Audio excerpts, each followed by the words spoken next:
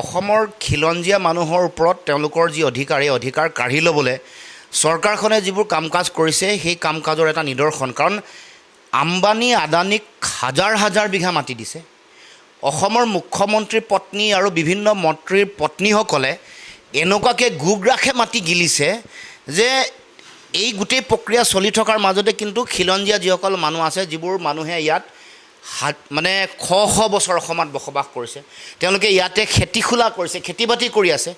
আৰু সেই তেনেকুৱা এগৰাকী খিলঞ্জীয়া মানুহ চেতিয়া ডাঙৰীয়ানীক তেওঁৰ যি মানে খেতি পথাৰ, তেওঁৰ যি কঠীয়া পাৰি থোৱা জেগা, সেই কঠীয়া ডাঙৰ হোৱা কঠীয়া এটা দুটা দিন তেওঁলোকে আহ্বান জনাইছিলে যে এটা দিন সুযোগ দিয়ক, কঠীয়া আমি উঠাম আৰু ৰাতিও আমি কঠীয়া উঠাইছোঁ।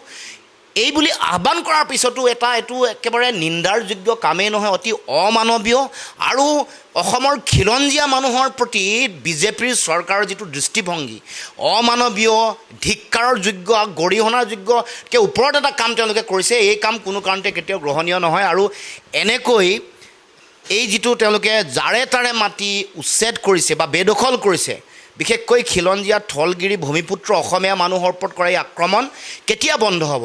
আমি প্ৰশ্ন কৰিব খুজিছোঁ। মুখ্যমন্ত্ৰীৰ পত্নীয়ে লোৱা এই মাটিবোৰ, মন্ত্ৰীবোৰে লোৱা মাটিবোৰ, এইবোৰ কেতিয়া উচ্ছেদ হ'ব? এইবোৰ প্ৰশ্ন অসমৰ মুখ্যমন্ত্ৰীয়ে দিব লাগে। আৰু এই কামৰ মুখ্যমন্ত্ৰীয়ে কৰা এই অতি গৰ্হিত নিন্দনীয় কামৰ আমি তীব্ৰ ভাষাৰে গৰিহণা দিছোঁ। আৰু এনেকৈ খিলঞ্জীয়া মানুহৰ ওপৰত, খিলঞ্জীয়া মানুহৰ মাটি ভেটিৰ ওপৰত কৰা আক্ৰমণ বন্ধ কৰিব লাগিব। এই সকিয়নি অসমৰ মুখ্যমন্ত্ৰীক